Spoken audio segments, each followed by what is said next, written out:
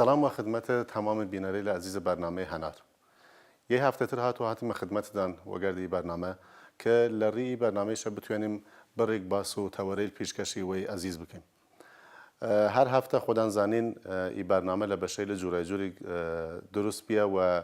هەوڵمان یەسە کە بتوانیم ڕزایەتە گشتی و لە گشت مۆزوعی کە بتوانیم و ئیمکان دەشت و لێ برنامه پێشکەشی وی عزیز بکەین.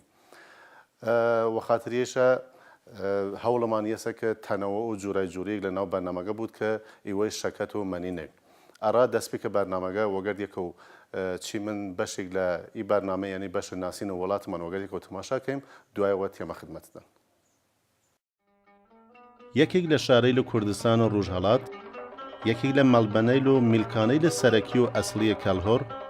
یەکێک لە کانگایل و ناوچەی لە سەرهەڵدانە فەرهەنگ و ئەدەبیاتە نوێی کوردی و خوارین شارستانە ئەیوانە. شارە ئەیوان ناوەند و مەرکەزی شارستانە و زارنەیش شارە ترەکێکی شارستانە سەر. ئەیوان لە قەدیم وە پێی وەتنە جوێیزەر و ماوەیەکیش ناوی ئاریوهان بیە. ئەیوان لە ساڵ 1347 هەتاوی بێسە شار و جەمیەتیشی نزیکەی 50,000 کەسە. ئی شارستانە 1140 متر لە ئاستە دەریای ئازادە و بەرزترە. شارستانە ئەیوان هە لە شماڵە شارە ئیلام و جنوب شائاوا و گێڵان. لە ڕۆژاوایشە و لە گەردن ناوچەی کوردەی لە فەیلیە باشوورە کوردستانە و لە شارەی لە جەسان و مەنەلی هاوسنوورە. بیجگە لە کەلهۆر، لە کەیل، مەسیوری، کۆلسەوان، قەڵخانی، کولیای، قۆچمی، مومەیی، سوماری، زەینەلخانی و بازکڵەیی لە شارستانە ژیان. کوێی لە بەرز و بڵێنێک چوی بانکۆل،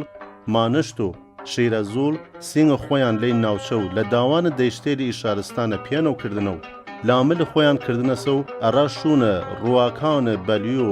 وەن و گوێژ و بایم کوێی و گژوگیای دەرمانی و کێنەیل و چەمەی لە گەورە کە بەرهەمە گشتە ئیانە بوودە وەهاری ڕەنگین و سەوز و بەهێشتی. ڕاڤلینسۆن لە سەفەرنامەی خۆی لەبارەی ئەیوان وشێت ئیجور دیارە کە جۆلگەی ئاریوخ کوێنترین ناوە ئەیوان بیە تا وەرجە سەدەی سینزەی زاینیش ئیرە وە ناو ئاریوهان ناسریاس. لەی شارستانە تەپەی لە باستانیە سەر وە دەورەی ساسانیە جۆرە قەورسانە هەلوچ تاقە شیرین و فەرهاد ئاتەشگای سیەگەڵ. ئابووری و ئەقتسادە ئەیوان ها لەبانە چەند سەرچاوەی جورە کار و بەرهەمەی لە دەسی، کشت و کاڵ و دامداری. جاجم، گڵیم، گڵیمە گۆڵبەرجستە، قاڵی، سیە چادر، نەمەد و مۆج لە کارەی لە دەسیە ئی ناوچەسە. گەنم، گوێ، تەڕەبار و سەیفی، زڕات، سیڤزەمینی، گۆڵابی و ئەمڕوو، هەنار، ئەنگور، هۆلو و زەردالو بەرهەمەی لە کشت و کاڵی ئی شارستانەسە. جیا لەیانە گۆڵە چەرمی، گۆڵە گازوان، چەخچەخە یا کاسنی، بەڕەزا، گایەمە، ئەلەف مار، مورد، ئسپرس، سوسەنبڕ، گۆڵەتیون و کەهورەک لە گۆڵ و گیایی لە دەرمانی ئی ناوچەسە. کەنگر، قارچک، توولیە، پاقازە، سەڵمانە، پوشک، شنگ، کوز، وەنگی، چەورگی، هەپوولک، هەڵەڕەزگی، دگانتیشکەرە، چەوبازە، گاپەنام و گێلاخە لە گیایی لە خوراکی و وەهاریە ئەیوانە. جیا لەیانەیشە هەزوە، ئاڵەتپوێ، چەویر، گەون و بەلەک لە گیایی لە ترە ئی ناوچەنە. لە شارستانە شۆبەیەک لە دانشگای لە ئازاد، پەیامە نور و علمی کاربردی خەریکە وەرگردنە دانشجو و فێرکردنیانن.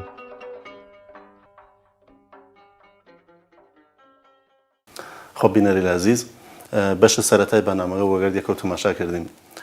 جوورە هەمیشە ناسینە بەشێک بی لە وڵاتەکەمان لا ڕۆژهەڵاتە کوردستان لێرێ شارە درێژەی بەرنامەکەمان جوورە هەمیشە هایمە خدمەتی یەکی لە کەسایەتیل و میوانەی لە ئەزیزمان وەی هەفتەیشە جیاوازی کە لە بەرنامەکە هەست و شانازیەکی شاڕامان ئیجارە میوانمان خانومێکە تێکۆشەر و پێشمەرگەیەکە لە پێشمەرگەی لە قەدیمی و دیرینە کومەڵە ناهید خانومە بەهمەنی دادە ناهید فرەفرە خۆشاتی ڕە بەرنامەی هەنار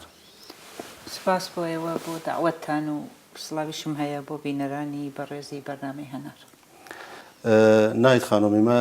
ڕەوا لە بەرنامەکە ئەحتمالاً ئەگەر تەماشای کردوین لە سەرەتاوە لە مەزەی هەنار و مەزەی ژیانە خۆدان دەستوە پێکەین دوستیرم بزانیم ژیانە ناهیدە بەهمەنی جوورە پێشمەرگەیەک وە تایبەتی ئەگەری خاڵیشە جیاوازیەک دەرێت ئاماژەوە پێ بکەین یەکەمین پەلێک لە پێشمەرگەی لە ژن لە ڕۆژهەڵاتی کوردستان و ممکنیشە لە کل هەر چوار پارچەی کوردستان شەکدار بێ ئێوە یەکی لەو ژنەی لەبینە تامە ژیانەدان چ جوورە بێتالە تا ئێستا مەبەستت تا ئێستاە من دەتوان بڵێم بەگشتی من لە ژیانی خۆم ناڕازی نیم پێم وایە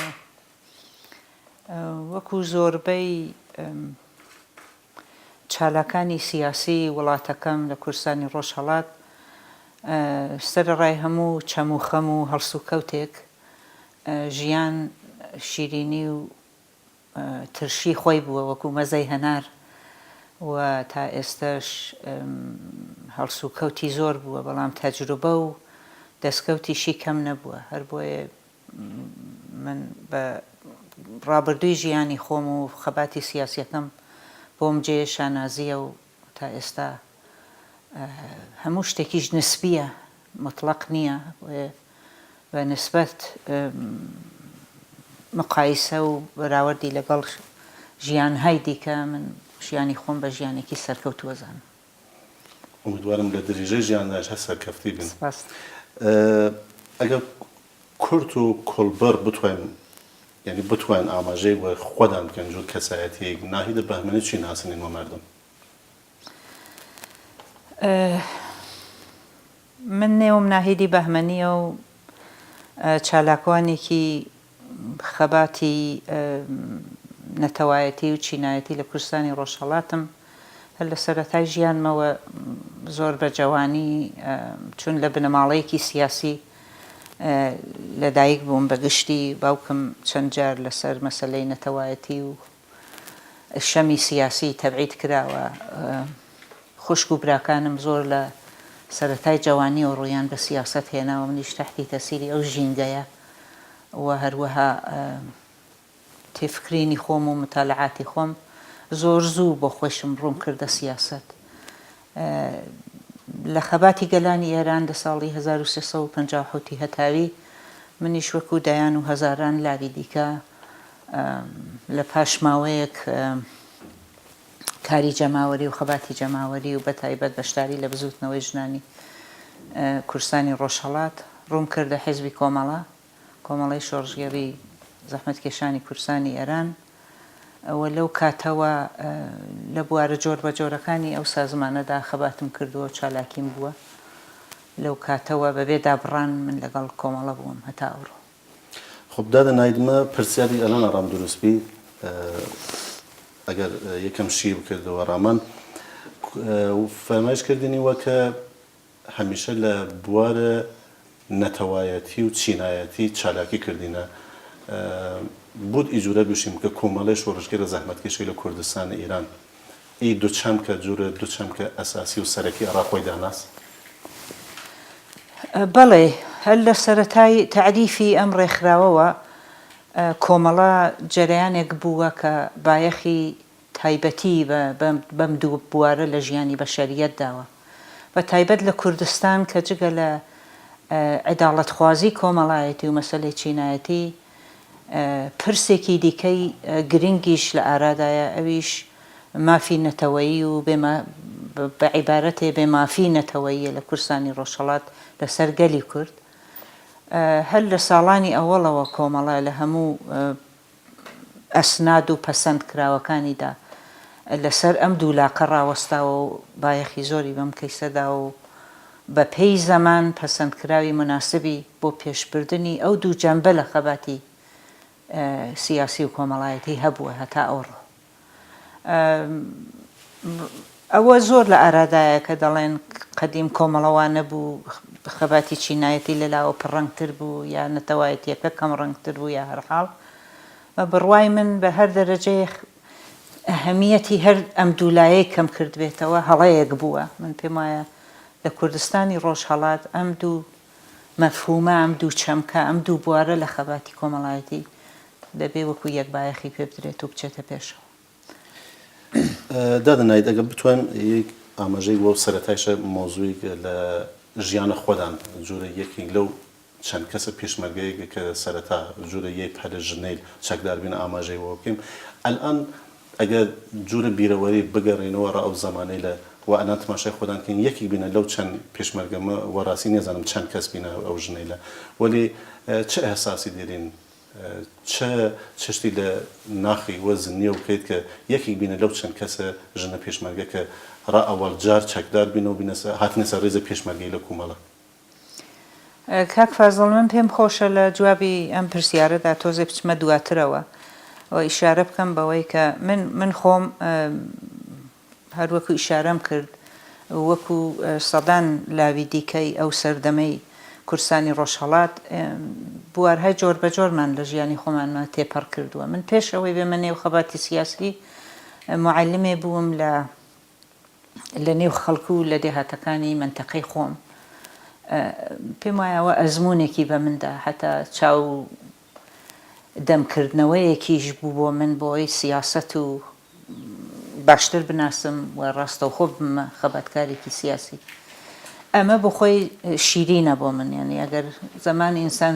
ژیانەکەی سەبت بکە هەموو ئەو مەراحلە دەبێ بێنێتە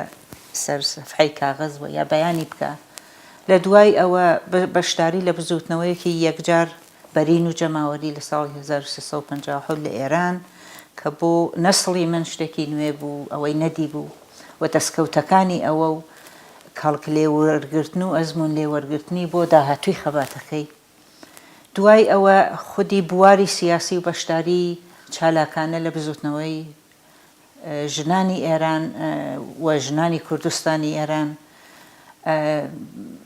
من خۆم جزوی یعنی بەخۆشیوە جزوی ئەوانە بووم کە لە زۆرێک لە بوارەکانی دیکەدا یعنی یەک بۆ عەدی نەهاتمە نێو خەباتی سیاسی لە سازمانی لاوانی ئەو سەردەمە لە ئیتحادیەی کرێکاران ئیتحادیەی ژنانی شارەکانی کوردستان یەکێتی هاوکاریم لەگەڵ یەکێتی جوتیاران تەنانەت و زۆرێک لەو بوارانە کاری کۆمەڵایەتی لە نێو شارەکەی خۆم لە ئیدارەی ئومور شارەکەی خۆم لە مەریوان و ناوچەکە پەیوەندی ئەو خەباتە لەگەڵ شارەکانی دیکە لەو سەردەمەدا کە مەسلەیەکی زۆر مهم و بناغەیی بوو هاوکاری و هاوبەستگی شارەکان. ئەمەیە بڵێم کە ئەمانە هەموو یەک مەجموعان کە ئەزمون و شیرینیەکی بە ژیانی منداوە کە نەهایەتەن دەگا بە بوارێکی دیکە لە خەبات کە بە حەقیش کە ژن هاتە نێو خەباتی نظامی و خەباتی چەکدارانەوە سیمای سنەتی بزوتنەوەی کوردی گۆڕا و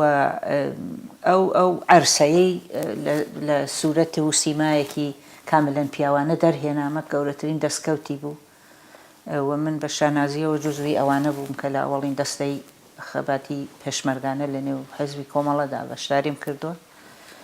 ئەمەوێ بڵێم لە عینی حاڵدا کە ئەو تەئسیرەی بووە بەڵام تەقەدوسێکی تایبەتی نییە ئەویش ئیدامەیەکە لە بوارێکە لە ئیدامەی جەمبەها و بوارەکانی دیکەی خەبات و چالاکی ئینساندا. با ئەو حاڵە لە جوابی پرسیارەکەی جەنابدا بێ بڵێم کە ئێمە 13 کەس بووین ئەوەڵ جار کە مسەلح بووین لە ئەوڵین دەستە پێشمەرگەی کۆمەڵە یعنی دەستە پێشمەرگەی ژنان دەستە پێشمەرگەیەکی جیاواز بوو کە دواییش بە مرور وردە واردی فعالیەتی نظامی بوو لە ئەوەڵەوە کار و پیشە و وەزایفی تەنیا کارێکی تەرویجی و گەڕان لە مەناتقی داگیرکراوی کوردستان لەو سەردەما و ئاگاهی بەخشین بە خەڵک و بە تایبەت بە ژنان و ئەوانە یەکێ لەو جەمبانەی کە جگەلەوە چەکدارکردنی ژنان بۆ خۆی شتێکی منحەسر بەخۆ نوێ بوو و کۆمەڵە پێشتازی ئەم بوارە بوو لە هەموو چوارپارچەی کوردستانە تا ئەو زەمانە بوون ژنانێک تەکوتوک ئەسڵحەیان وەردەگرت بەشانەوە بوو لەبەر پاراستنی خۆیان و یا بە دەلیلە کەوتبوونە خەتەرەوە دەبوو بە هاتایەنە ڕێزی پێشمەرگە بەڵام لزومەن تعریفی پێشمەرگەیەکیان نەبوو تعریفی ڕەسمی پێشمەرگە ئەوەڵین جار لە کۆمەڵەدا کرا پێشمەرگەی ژن و ئەوەڵین جار بە ڕەسمیەت لە نێو کۆمەڵەدا ناسرا پاش ماوەیەکیش تەلاشی خودی ژنەکان و دیارە ڕۆشنبیری ڕەهبەری کۆمەڵە ئەمە وای کرد کە فقط لەو کاری لاوەکی تەرویج و تەبلیغ و ئەوانە بێتە دەرەوە و ژنان ڕاستەوخۆ واردی بەدەنەی نظامی کۆمەڵە بن بەم معنایە من خۆم من و هەموو ئەو دەستەیە کە پێکەوە بووین و پێکەوە کارمان کردووە من بخۆم بەرپرسی سیاسی ئەوەڵین دەستە پێشمەرگەی کۆمەڵە بووم هاوڕێیانی دیکە هەرکەم بەرپرسایەتی دیکەیان بووە لە دەستەکەدا پێم وایە ئەوڕۆ کە ئەگەڕێمەوە و تماشای دەکەم من بە بەشێکی هەرە گرنگ لە ژیانی خۆمی ئەزانم بە تایبەت ئەو جەمبەی سونەت شکەنیەکەی وە لە تابوو دەرهێنانەکەی بۆ من زۆر جێگەی شانازی و دەستکەوتێکی باشی زانم کە دواییش بوو بە ئیسلاح ئاوێک بوو ئێمە ڕشتمان و ئەوانەی دوای ئێمە پیان تێخست یە لەو ئەوەی لە بیەکە ڕشانینە کە فرە خاچەوە میدوارم کەسێک ئەلانیش کەسێک لێ تەجروبە بگرن و ڕێی لە نو ئەرا خەبات و شۆڕشن نەتەوەگەمان لی مدڵیە بڕشن کە مردم یاد بگرن وەلی مە چشتی تر کە لە قسەکانیوە متوەجه بین یە سونەت شکەنی تر کردینە و ئەوەیش ئێستا کە جوورە خورافات ناو مردمیمە هەست عەدەدە 13 و نەحسان وەلی لێرە ثابت بی کە عەدەدە 13 نە تەنیا نەس نییە بەڵکە فرێژی شانازیە ئەلان ڕایمە ڕوونەوە بی کە باید افتخارەوە پێ بکەین لێرە 13 ژن سونەت شکەنی کردن و یەکەم پەلێک بی کە چەکدار بینەوە هاتنە ڕێزی پێشمەرگەی لە کۆمەڵە دادا نایدیمە ڕەوا لە بەرنامەکەمان جووری لە کە لە وەسەتە پرسیارەکان ناوبڕی وەگەردیە کەوچی من و بڕێک لە هەواڵەی و خەوەرەی باسکەم و دوایەوە هەم تێمە خدمەتان وەلێ هەر هاوڕێ بین لەگەڵ بەرنامەکە ناوبڕێک و دوای تێمە خدمەتتان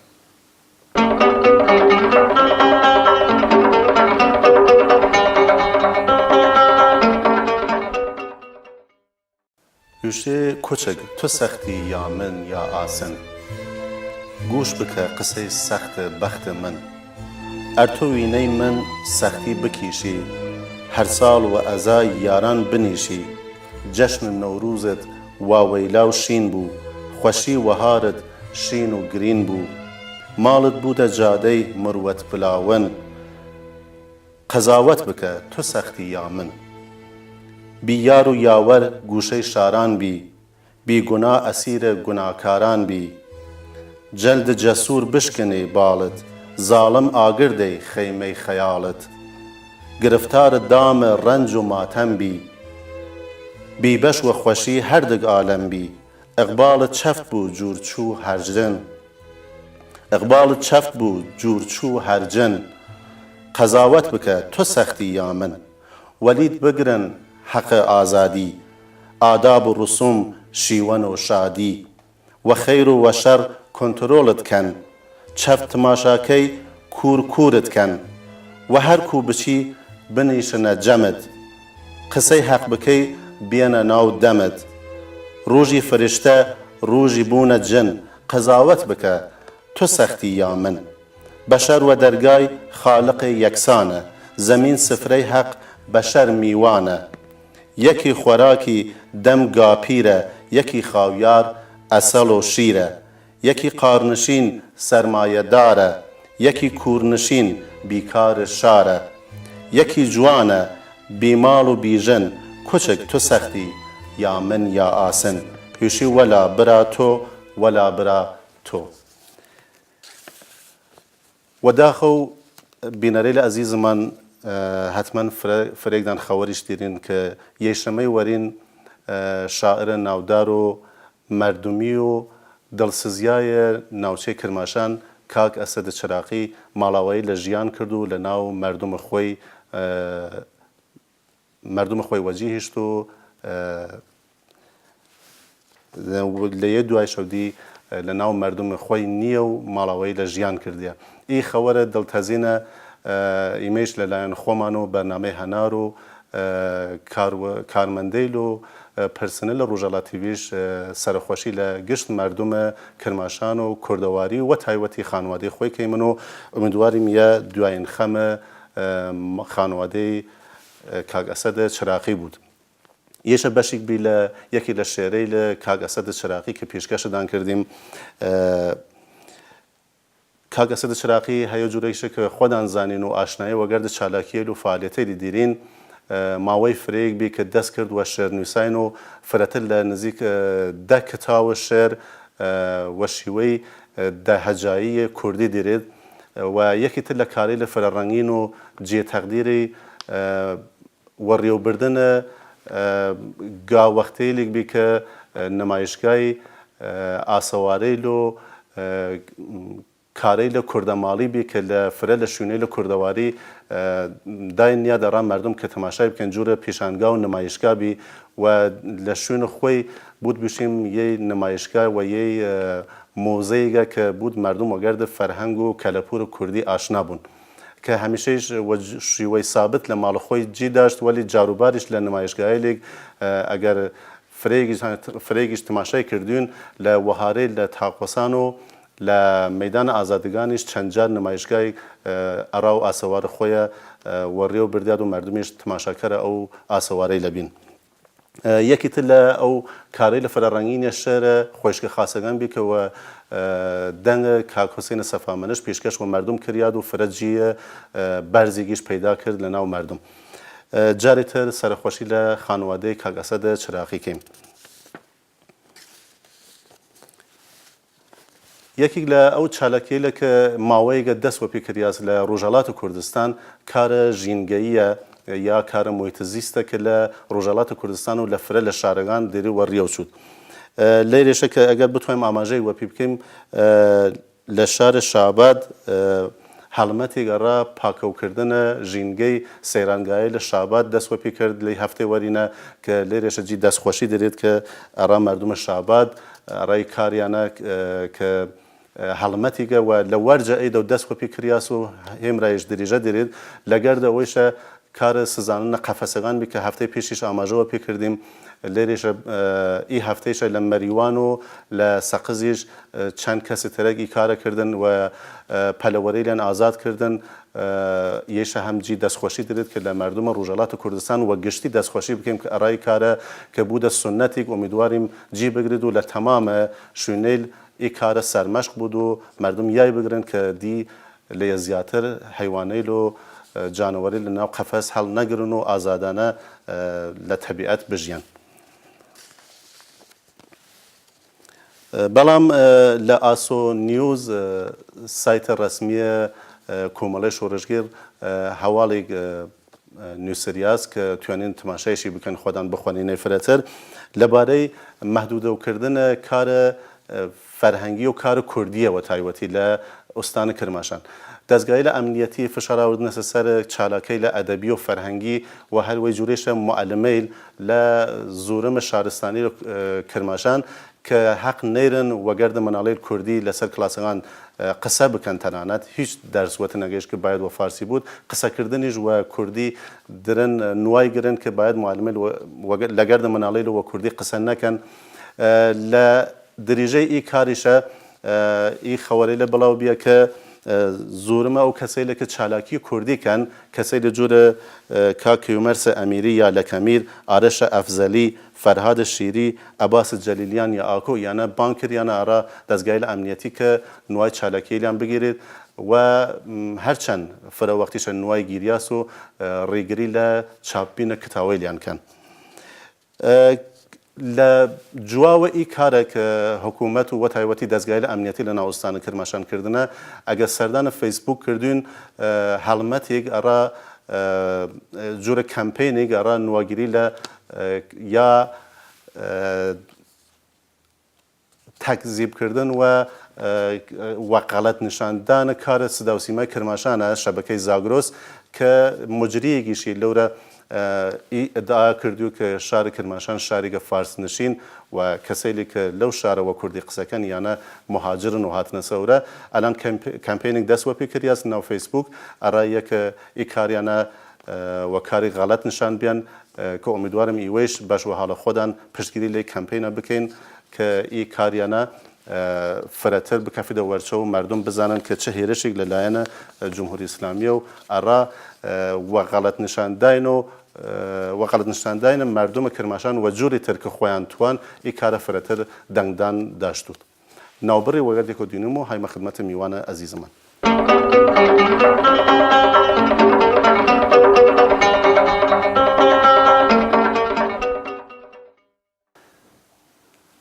خۆدادە نای دریژۆ پرسیارەکانمان دەیمن ئەگەر لە درێژەی ئەو پرسیارەی لە قبلیە چونی کەمێک دوو بەشە وەلی لێرە لە وەرچەوگردنە تەمامی ئی چالاکیە کە خۆدان کردینە چه وەرجە یەکردینە پێشمەرگە و چالاکی لە ڕێکخراوەی و ئەنجیۆیی کردینە و دوایەوە بینەسە پێشمەرگە و تا ئێسەیشە کە جوورە دەفتەرە سیاسی کۆمەڵی شۆڕژگیر خەریکین فعالیەتکەین و چالاکیکەین تماشای ژیانە خۆدان کەین ڕازیین لەلی بەڵێ ئەگەر بتوانێت کە بشیە بکەن ئاڕامان وە باڵێکن قانە نییە من لەلیدان ئەمن پێم وایە هەموو خەباتی ئینسان خەباتی یەک بۆعدیەکەی هەر سیاست نییە ئینسان وەکو ئینسان بوارهای دیکەی ژیان ژیە ژیانی عادی لەگەڵ منداڵەکانی لەگەڵ هاوسەرەکەی چوونە نێو خەڵکی شۆڵەکەی و هەروەها ئەرزم کردی هەڵسو کەوتایەکە بەسەری داهاتووە ئەس جملە چوونی لە وڵاتی خۆیەوە بۆ تاراوگە و لەوێ یەک دنیا وەزیفە و دنیا بە هەر حاڵ کارهایەکە خاتە دەستورتەوە لە ژیانی ڕۆژانەدا کە ڕەنگە لزومەن لە وڵاتەکەی خۆت ئەوانت نەبێ جێکەوتن لە وڵاتی تاراوکە فێربوونی زمان خوێندن مناڵ بە خێوکردن لە ژینگەیەکی فەرهەنگی دیکەدا هەروەها پا بەپای ئەوانە و مەوازی لەگەڵ ئەوانە کاری سیاسیکردنیش کە بە بڕوای من بە مەراتە مشکلترە لە تاراوگە تا لە ژینگە و وڵاتەکەی خۆت و لە زێدەکەی خۆت بە هەموو ئەمانەوە من لە ژیانی خۆم ڕازیم هەرچەند ئینسان ئەلعان کە ئاوڕێک دەداتەوە لە گوزەشتەدا و هەڵەکان و بێتەوەجوهیەکان و چوزانم ئەو بوارانش کە دەیتوانی چاکتر کار بکاو تەنانەت هەم بۆ ژیانی شخصی خۆی هەم بۆ کارە سیاسیەکە ئاوڕێکی لێداتەوە بەڕەسیەکە ڕەنگە جێگەهایەکی بێ جێگەی تەئەسف بێ هەم لە خەباتی و تێکۆشانی سیاسیەکەی هەم لە ژیانی شخصیەکەی بەڵام بەگشتی ئەگەر هەمووی لەسەر یەکدانین هەموو ژیان هەمووی موفەقیەتامیز نییە هەمووی پڕ نییە لە دەستکەوت ناکامیشی هەیە لە دەستانی دەستکەوتەکانیشی هەیە زۆر جاریش زەحمەتەکانت بە ئیتلاف دەچێ و بیری لێ دەکەیتەوە سەرخۆردە دەبی بەڵام هێزێک هەیە هەمیشە کە تۆ هیوادارەکاویش هەدەفێکی معەنەکە هەتە کە لە کەوتەکانە هەڵت دەستێنێتەوە و من پێم وایە من خۆم شەخسەن هەر بەو هیوایەوە تا ئیمڕۆ ژیاوم دیارە من دوو منداڵیشم هەیە دوو کچم هەیە کە زۆرم خۆش دەوێن و ئەوانیش بە هەر حاڵ جێگەی هیوای منن لە ژیانمدا بۆ ئیدامەی حەیات بە هەر حاڵ هاوسەرەکەشم کەسێکە کە هەمیشە لە زندگیمدا لە ژیانمدا بە هەر حاڵ هاوفکر و ڕەفیق بووین پێکەوە ئەمانە هەموو نیرو دەبەخشن بە ژیانی تۆ و ژیان خۆشەکەن بەڵام وەکو چالاکێکی سیاسی و بە تەریقی ئەولا وەکو کۆمەڵەیەک ئێمە مەرگی ڕەفیقانمان زۆر دی و شەهیدبوونی نزیکترین کەسەکانمان زۆر دی و نالەباریەکانی ژیانی سیاسی مان زۆر دی و تەنانەت لە موقعیەتی خۆشماندا بگرە لە فەرهەنگی ئێمە و لە ژینگەیەکی سیاسی کە ئێمە تێدا خەباتەکەین زۆر جار ئتهامت پێوارت دەوێت چوزانم جنێوت پێدەن قەدری زەحمەتەکانت نازانن بەڵام من پێم وایە ئەمانە هەموو خەسیسەی ئەو مؤثر بوونە خەسیسەی کارکردنە و هونەرەکە بەسەر هەموو ئەوانەدا غەڵەبە بکەی و ژیان خۆش بکەی. سەرکەفتی بین. دادەنایت لێرە حەسەن دوست داشتم جورە یە ئینسان فرەتە سوالەکانم جوری ئینسان بوو نە جنسیەت جیاواب بکەین وەلی خۆ بە جاروبار ئینسان ناچارەوە بوو بە هەر حاڵ تەبیعەت ئینسانیش ئێستا دوو جنسە جیاوازن لەگەر یەک ئەینەری سواڵێشە بکەین جورە هاوسەرە سەرکردەی حزبی ژیاندان چ جوورە بێ ئایا کیشە لەسەر ڕێدان دروست کردیە ئایا بێسە هۆکارارایەکە ژیاندان سەختترەوە بوو تێڵترەوە بوو جاروبار ئەو جوورەکە توان نەچینە نووە زۆر بەڵێ من پێم وایە شراکەتی ژیانێکی وا زۆر جار ژیانت لێ سەخت دەکاتەوە مەحدودیەتەکانی یەکجار زۆرەوە فقط لە مۆردی ئەمەدا نییە هەموو کەسایەتیەکانی دنیا کە تەچنە بواریکاری بە هەرحاڵ ئەو سەتحە لە مەقامیا موقعیە دیە هەرچی لەوانێمە لە سەتحێکی ڕێبەرایەتی حیزبێکی داین کە نە لە دەسەڵاتدایە لە حاڵەتی ئۆپۆزیسیۆنی هەیە بەڵام بگرە حتا ئەوانەش کە موقعیەتێکی بانتریان هەیە هەمیشە مەحدودیەت زۆرتر بەخۆ قبوڵەکەن ئەساسەن هاتنە نێو سیاسەت بە بڕوای من و بە مەراتب هاتنە نێو حیزبێکی سیاسی مەحدودیەتەکانن بەسەر فەرددا بەسەر تاکدا زۆرتر دەکات ئێستا چه حیزبێکی گەورەی سیاسی جەماوەری بێ چ تەنانەت ڕێکخراوێکی NGOیی بێ تۆ کە تەقەبولت کرد بیتە نێو ئەو چوارچێوەدا و لەژێر سازماندەهیەکی دیاریکراودا کار بکەی حتمما قەتیز دەبیەوە حتمما بەعزە کارێک کە پێشتر وەک تاکێکی ئازاد دەتوانی بیکەی ئەلعان ناتوانی بیکەی و بەو معنایە بەڵێ مەحدودیەت زۆر بووە و هاوسەری لەگەڵ کەسێکیش کە هەم لەباری سیاسیەوە مەحدودیەتی هەیە هەم لەبار ئەمنیەتیەوە مەحدودیەتی هەیە هەم لەباری کۆمەڵایەتیەوە مەحدودیەتی هەیە کەم و بێش بۆ منیش مەحدودیەت هایەکی ساز کردووە ئەگەر چی ئێمە زۆربەی ژیانیشمان پێکەوە نەژیاوین بەڵام بە هەرحاڵ لە محیتێ من لە محیتێکی دیکە بووم و ئەو ڕەنگە زۆرتر لە محیتێکی دیکە بوو بێ هاوسەرەکەی من بەڵام با ئەو حاڵە من خۆم لە ئەو ئازادتر بینیوە زۆر کارم کردووە کە نەیتوانیوە بیکە هەر ئێستاش لە محیتی ئێستای ژیانماندا من ئەندامی چەندین NGO یا ڕێکخراوەهای مافی مرۆڤیم بە پێی ئەوەی کە خۆشم لەو بوارەدا تەحسیلم کردووەوانە ڕەنگە ئەو هاوسەرەکەم مستەقیمەن نەتوانێت ئەو کارانە بکە بەڵام بە ئەو حاڵە بەڵێ بەگشتی مەحدودیەتی نەتەنیا لەسەر شخصی من ئێمە لەسەر منداڵەکانیشمان مەحدودیەتمان زۆر بووە منداڵی ئەمە وەک منداڵی خەڵکی دیکە ئازاد نییە خب ئەمیدوارم مناڵی بدان ئەلان کە تماشای بەرنامەکان یەک جورە حەقدانەوەیەک جورە یەکە تەشەکر لە مەنیبینە ئەوان کەین کە ئیوە مەحدودیەت دیرین هەم خۆدان هەم کاغەدوڕێی مۆتەدی یەک جورە قەدردانەیەک لە مناڵی لەدان ئەوان تماشایکان بزانن کە هاوەرە چەودان هەرچەند نیەتوێنن فرە بڕەسینە پیان و دەمیانەوە بین و کۆمەکیان بکەین وەلێ زانین یەشە جورە قەدردانەیەک بوو دادنای جورە کۆتایی پرسیارەی لە من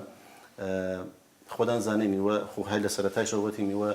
جۆزە ئەوەڵین دەستی پێشمەرگەیەک بینە کە پێشمەرگەی ژن ئەگەر بتوانین قیاسی بکەین پێشمەرگەی ژنێک کە ئەوسا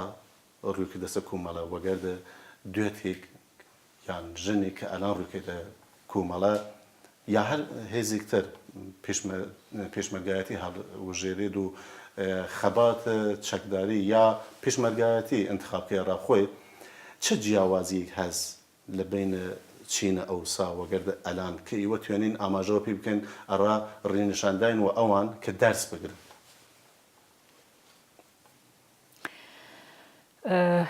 پێش هەموو شتێ ئێمە دوو نەسڵی جیاوازین لە دوو ژینگەی جیاواز لە دوو مێژووی جیاواز بۆیە کەم و بێش جیاوازیمان هەیە ئەو نەسڵی منە ئەو نەسڵەی کە نەسڵی کچەکەی منە دێتە نێو حیزبە سیاسیەکانەوە و یا ڕێگەی خەبات هەڵدەبژێرێ. ئەوان لە ژینگەیەکی دیکە تەغزیەیان کردووە و ئێمە لە ژینگەیەکی دیکە بەگشتی بەعزە جیاوازی هەیە و یا بەعزە ئشتراکێک. ئێمە ئەو دەم کە هاتینە نێو سیاست، پێش ئەوەی بینە نێو سیاست و بینە نێو حیزبێکی تایبەتی، ئێمە کاری سیاسی و جەماوەریمان لە نێو خەڵکەوە دەست پێ کرد، هەم بە خسڵەتی خۆمان و مێتۆدێک کە ئەو ڕۆژانە سازمانهای سیاسی و یا بلەخەرە بینشێکی سیاسی مەوسوم ئەو سەردەمە پێیان دەکوت خەتی سێ، کە ڕێگەی چوون بۆ ناو خەڵک و کار لە نێو خەڵککردن و لەسەر بێستەری ئاگاکردنەوە و وشیارکردنەوەی خەڵک خۆی سازمان دەدا. هەر بەو ڕەوانگەشەوە ئێمە هاتینە ناو حێزبێک کە بەو تەیفە تەعەلوقی بوو. ئەمە بڵێم پێش ئەوە ئێمە کارێکی یەکجار زۆرمان کردبوو. من لە بیرمە هەموو چالاکانی ئەو سەردەمەی کۆمەڵە کە ئینقلابی و شۆڕشی 1357 ڕوویدا لە ئێران، زۆر کەس لە کوڕووکچانی خەباتکار لە دێهاتەکان لە مەراکزی کرێکاری لە نێو زەحمەتکێشان کاریان کردبوو و سەربازانێکی بێناو نیشان بوون کە تەنها شۆڕشی 57 ئەوانی خستە ڕوو و بە جەماوەری معرفی کرد. بۆیە بەعزەن لەسەر تەوسیە و ڕەوشی کاری کۆمەڵە و بەشێکیشی هەر لەسەر خواستی خۆیان چوون بۆ ناو خەڵک و لە معلمیەوە بگرە تا کار لە نێو کرێکارانیان هەڵبژاردبوو و ئەمانە خەمیرەیەک قەویان لە ئەزمون و کاری جەماوەری و بڕوا بە خەڵک و ئەوانە هەبوو. بەم ئەندوختەوە و بەم ئەزمونەوە هاتنە نێو ڕیزەکانی کۆمەڵە و بەڕاستی کۆمەڵەشیان دەوڵەمەند کرد لەو سەردەمەدا. یعنی لە فاصلەیەکی زۆر کەمدا ئەو حیزبە چکولەی کە لە سەتحی ڕێبەریەکی کە تیعدادەکەی لە قامکەکانی دەست تەجاوزی نەدەکرد بە حیزبێکی چەند هەزار کەسەی جەماوەری و مؤثر لە ئاستی کوردستانی ڕۆژهەڵات تەبدیل بوو و ئەمە هەر بە یۆمنی بوونی ئەو کادر و تێکۆشەرانەی بوو کە ساڵها لەوە پێش هەدەفمەند ئەو سەبکەکاریان هەڵبژارد بوو و لەم دوایش بە هەدەفەوە هاتنە نێو کۆمەڵە. ئەمڕۆ بە بۆنی بە یۆمنی نایۆمنی بە هەرحاڵ بوونی دەسەڵاتێکی ئستبدادی ئەو کارە کەم ئیمکانی هەیە. تەنانەت ئەگەر کەسانێکیش ڕوو بکەنەوە سەبکی کارە لەگەڵ دەستگیری و کوشتن و بڕین و زیندان و ئەشکەنجە و ئەوانە مواجه دەبن، چونکە بۆ خۆیان چاک دەزانن ئەو نەوە کارە کاری لە بناغە و بە حوسڵە و بە تاقەت لە نێو خەڵک چه بەرهەمێک بە عەمەل دێنێ. ئەمە ئەمڕۆ لە ئاستی ئێران قەدەغەیە، ئەمە یەک جیاوازیە و ئەگەر جوانانێک ڕوو بکەنە حیزبە سیاسیەکان لانیکەم ئەو ئەزمونەیان نەک بڵێم هەر نییە بەڵام کەمتر هەیە، یا ئەگەر ببێ لە ژینگەی شۆغڵی خۆیان و کارێک کە پێیان سپاردراوە لەو حەدەدا تەماسیان لەگەڵ خەڵکەیە. تەفتیش و جاسووسی لە نێو کۆمەلگا بە بۆنەی مێتۆدی ئستبدادی ئەو ڕژیمەوە یەکجار زۆرە. تۆ ئەگەر لە مەقتەعێکدا ئەو کارە بکەیتە پیشەی خۆت و سەردانی ماڵانێک بکەیت و لەگەڵ کەسانێک هەڵسو کەوتت هەبێ و چوار شتیان بۆ ڕوون بکەیتەوە ئاگاهگەریەکیان پێشکەش بکەیت، هەر بە خوارزمکردن لە دوای ماوەیە قەتیز دەبیەوە و مەحدود دەبیەوە و زۆر جاریش مەجبور دەبی کە زێد و شوێنەکەی خۆت بەجێ بێڵی و ڕوو بکەیتە تاراوگە، یا لە باشترین حاڵەتیدا بێت بیتە نێو حیزبەکان و ئیدامەی خەباتی خۆت بدە. لە لایەکی تریشەوە ئێمە نەسڵێک بووین کە زۆرێک بۆ پێشبردی خەباتەکەمان زۆر مەحدودیەت و چۆن بڵێم زڵممان لە خۆمان دەکرد. ئەمە نەک لزومەن لەلایەن حیزبەکەتەوە دابڕێژرێ و دەستور بدرێ، بەڵام بە تەوری کولی نەسڵی ئەمە نەسڵێکی خاکی کەم تەوەقوع، چوزانم ئەسڵی خەبات و مەبارزەکە بۆی سەرەکی بوو. زۆر جار چالاکان و پێشمەرگانی کۆمەڵە ئەو سەردەمە عملیاتی نظامی هەبوو ئیمڕۆ بە نەوعێک ئەوەش قەتیز کراوەتەوە نییە بە دەلایلی مختلف، دوای سەعاتها کاری نظامی و کێو و کەژ ماندووی و برسیەتی و هەموو ئەوانە و مەترسی گیانی ئەمە هەمیشە کتێبێکمان لەبن بە خەڵمان بوو ئەمری متالعە زۆر بەلامانەوە مهم بوو منزورم ئەوە نییە ئیمڕۆ ئەمە نییە سەبکی خۆبارهێنانەکە ئەو دەم زۆر فەرقی بوو لەگەڵ ئیمڕۆ دنیای مەجازی و ڕاگەیاندنی ئەلکترۆنیک و ئەو هەموو ئەوانە ارتباتاتی زۆر بەرچاوتر کردووە و کەڵکی زۆر باشتری کۆمەڵایەتی و هاوبەستگی ئینسانی هەیە تا ئەو سەردەمە زۆرێک لەو سیماکانی پێشێلکردنی مافی مرۆڤ لەو سەردەمەدا لە کوردستانی ڕۆژهەڵات لە جملەی ئەوانە جێنۆسایدەکان قارنە و قەڵاتان ئیعدامهای دەسەجەمعی لە زیندانەکان دەنگدانەوەی نێونەتەوەیی نەبوو ئەو جۆرێکە ئەوڕۆ هەیە چونکە ارتباتات ئاوا وەسیع نەبوو و دنیا دێکەدەیەکی چۆلە نەبوو کە بە وەسیلەی ارتباتات بە یەک ڕەب درابێتەوە بەعزێک لەوانە ئیمڕۆ ئێمە خەریکین وەکو کەیسێکی مافی مرۆڤی ئەکەوینە شوێنی و دەنگی بۆ هەڵدێنین و دەیبینە خودی کۆمەڵە لەو بارەدا کاری کردووە بۆ ئیعدامەکان بۆ ئەو کوشتارانەی کە کراوە بۆ خۆتان ئاگادارن 1-2 ساڵەوە پێش کوشتاری 67 زیندانەکانی ئێران بوو بە تریبیوناڵێکی نێونەتەوەیی و ئێرانی تێدا مەحکوم کرا منزورم ئەوەیە العان کلەن ژینگەی کاری سیاسی و تەوەقعات لە کاری سیاسی و لە خەبات بۆ معنایە زۆر گۆڕدراوە و تەوەقعەکان جۆرێکی دیکەیە لە عوەزدا توانم بڵێم میزانی تەحسیڵات سەوادداربوون تحقیقکردن هەر بەو دەلیلەی کە ئیمکانات زۆرترە و ارتباتات وەسیعترە ئەوڕۆ بۆ خەباتکاری ئیمڕۆیی باشتر دەست ئەدا تا ئەو سەردەمە کتێب لەو زەمانەدا مەمنوع بوو ئەوە گەری شتێ لە دەستڕەسا ببووایە کتێبهای جەڵدی سفی بوو کە بە هەر حاڵ بانەکەی هیچ عنوانێکی نەبوو تۆ بناوەرەوە کەتە خوێندەوە تەنانەت گرتنی ئەوانەش بە دەستی هەر چالاکێکی سیاسیەوە بۆ خۆی حکمی زیندانی بوو بەو معنایە کە دنیاکان گۆڕراوە من پێم وایە سەبکی کار و کاری سیاسی زۆر گۆڕراوە لە جێهاتێکەوە زۆر فەرقی کردووە بە باری مثبەتدا و لە جەهاتێکیشەوە ئەتوانم بڵێم ناوانێ خۆ دادەناید مە پرسیارێنم ڕاستیم لە کۆتایی وەخاتر وەختە بەرنامەگەشە فرەتر وەلی ئەگەر چشتی هەست زەروری زانێنێ کە مە پرسیار نەکردمە هەمە خدمەتدان من شتێکی تایبەتیم نییە و خۆشم لەو سەتحەدا نازانم کە پەیامێکی خاص بە خەڵک بدەم فقط ئەلعانێک و ژنێکی چالاک و کەسێکی کە بە هەر حاڵ ژیانی مفیدی خۆم من لە بواری زۆرتر بزوتنەوەی ژنان لە کوردستانی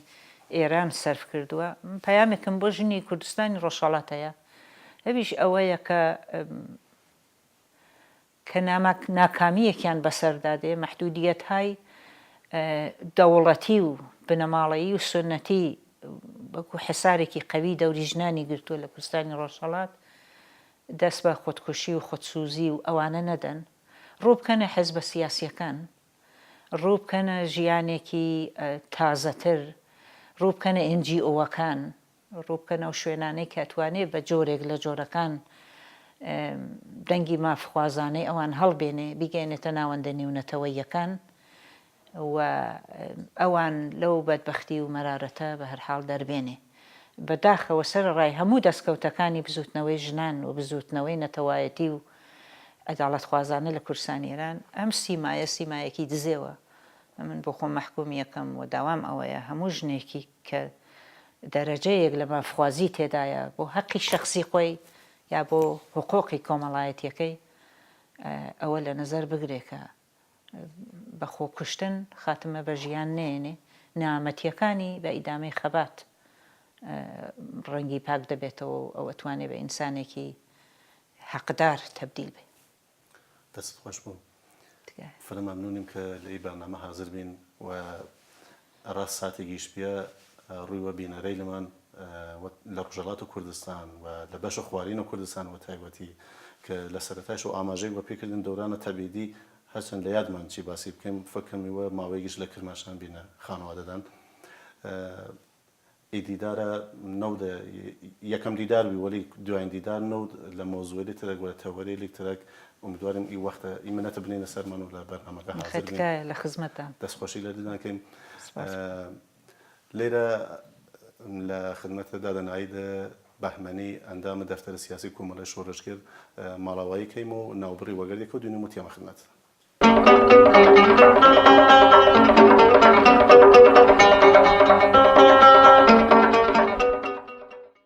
بینەرەی عزیزمان ئی بەشیشە لە بەرنامەی هەنار پێشکەشتان کردیم امیدوارم لە پرسیارەی لێک مەترەحبی لەگەردە مهمانە عزیزمان زانیاریلی و اطلاعات و زانیاریدان اضافه بیود و توانستوی من که برنامه رنگین و مورد توجهی و پیشکشتان کردیم من اگریش میوانی و حال نظر دان و ایمت توانیم دعوتی بکنیم برنامه و توانیم لری فیسبوک و جیمیل برنامه رینمایی ما بکن و آگادار ما بکن را او کسی لک دعوتی ان کنیم برنامه پس چواریه هم که لری او دو آدرسه رینمایی ما بکن و پیشنهاد خودان آراسته ای برنامه بکن ارا کوتاهی برنامه‌اش بش گورانی و موسیقی برنامه و احترام یاد کاک اسد چراقی نمر گورانی خوشک خاصگم کاک حسین صفامنش آماده کردیم که وگردی که تماشای بکن کوتاهی برنامه‌اش چواری یارمتی لیدان هم بنشین خوش و مالدان آوا بود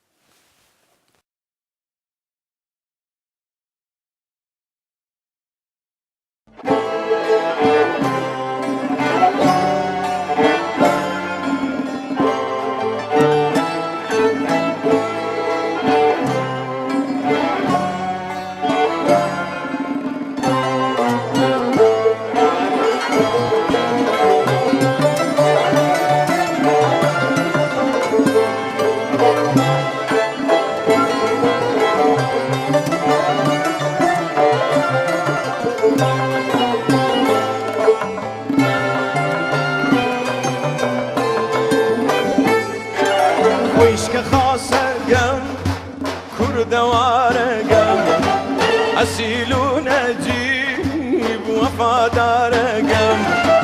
ويشك خاصة قم تشير جني حمدايا كاوو حمدايا مني ويشك خاصة قم لك يا لورين سنجاوي وبورا هي جافك الهدي ويشك تدايين اشتمانمي شينا جنقاي كردستانمي واي واي ويشك تدايين واي واي اشتمانمي شينا جنقاي كردستانمي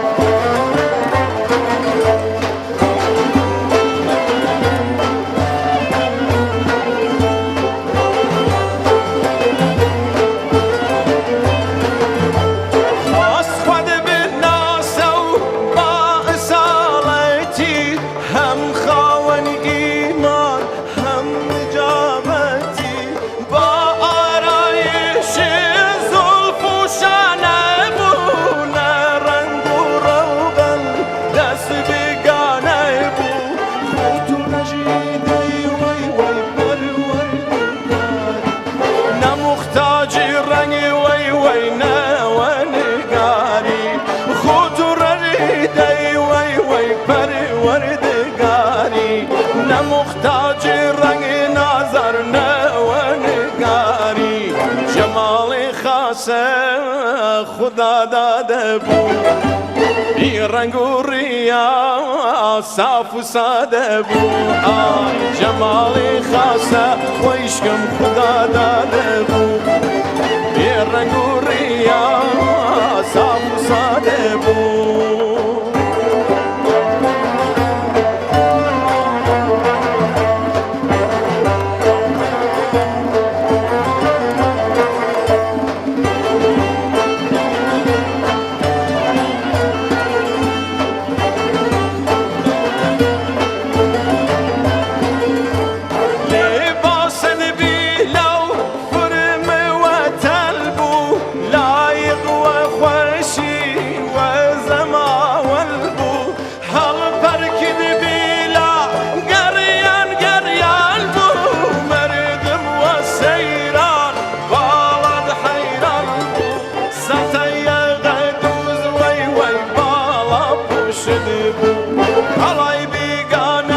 عزيز فراموش دبو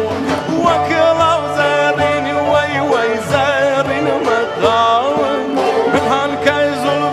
العزيز خياتي خامد لبشك الشلبك وريش ليشا تابو دا برشي نماي خاتوخا لبشك الشلبك عزيز وريش ليشا تابو دا برشي نماي خاتوخا